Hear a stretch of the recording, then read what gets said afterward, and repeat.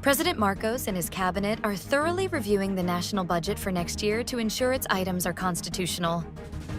The Malacañang Palace said that President Marcos and his cabinet are thoroughly reviewing the items of the 2025 national budget to ensure that they conform to the Constitution.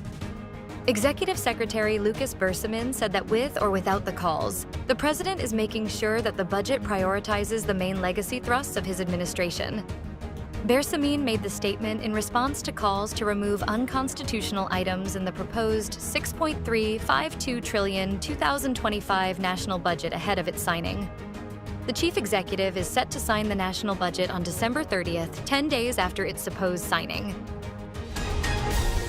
As a year-ender, reaping the gains of mass housing and urban renewal are actively visible in disaster response.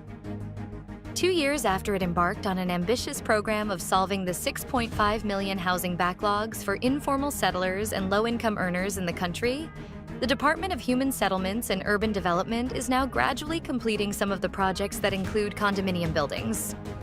Currently, DHSUD Secretary Jose Rizalino Acuzar said that 56 housing projects are simultaneously being developed and constructed in different parts of the country. In order to maximize the funding on the mass housing programs, the DHSUD partnered with the local government units, especially in the identification of available lands, as well as government and private financial institutions.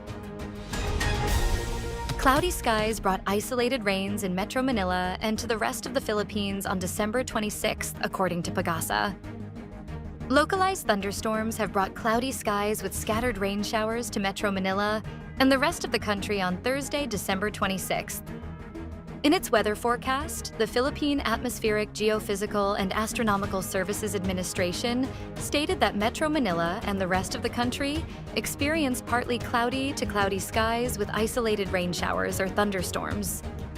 Meanwhile, the Intertropical Convergence Zone has affected Mindanao, while the Northeast Monsoon, or Amihan, has influenced northern Luzon.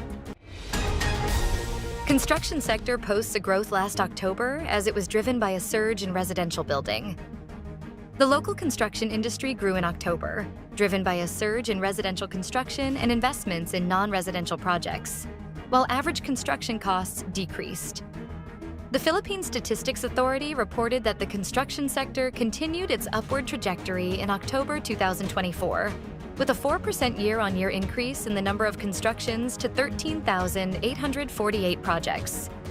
According to the PSA, this growth is primarily attributed to a surge in residential building constructions, which accounted for the majority of construction projects in October, with 9,003 projects, or 65% of the total.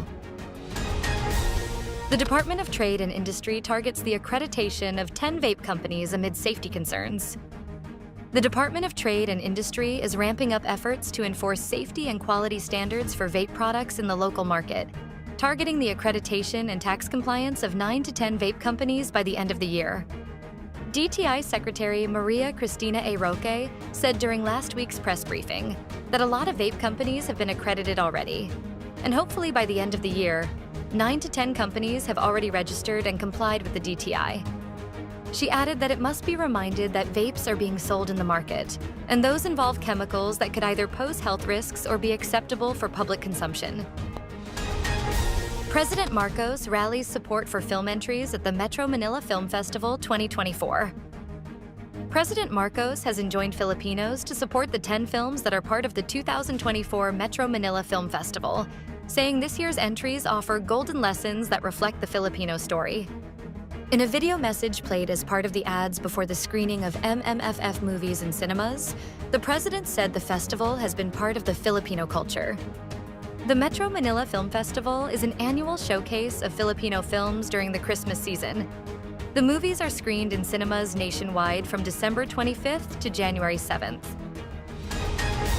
A baby froze to death overnight in Gaza, as Israel and Hamas trade accusations of ceasefire delays. A baby girl froze to death overnight in Gaza, while Israel and Hamas accused each other of complicating ceasefire efforts that could wind down the 14-month war. The doctors said the 3-week-old baby was the third to die from the cold in Gaza's tent camps in recent days, deaths that underscore the squalid conditions with hundreds of thousands of Palestinians crammed into often ramshackle tents after fleeing Israeli offensives.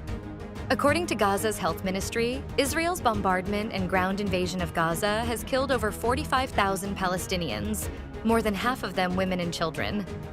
The ministry does not distinguish between fighters and civilians in its count. Renowned singer Mariah Carey greets Filipino fans on Christmas Day as her song, "All I Want for Christmas Is You" continues to break records. On Christmas Day, December 25th, pop singer Mariah Carey greeted her Filipino fans as her holiday song, "All I Want for Christmas Is You" continued to break records. On December 23rd, Mariah rewrote her longest Billboard Hot 100 reign with her 17th week at #1 for her iconic holiday song.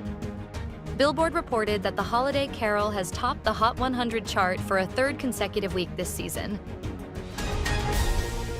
Stay updated with the latest news. Visit our website at www.mb.com.ph or follow us on social media. Thanks for tuning in to the Manila Bulletin Daily.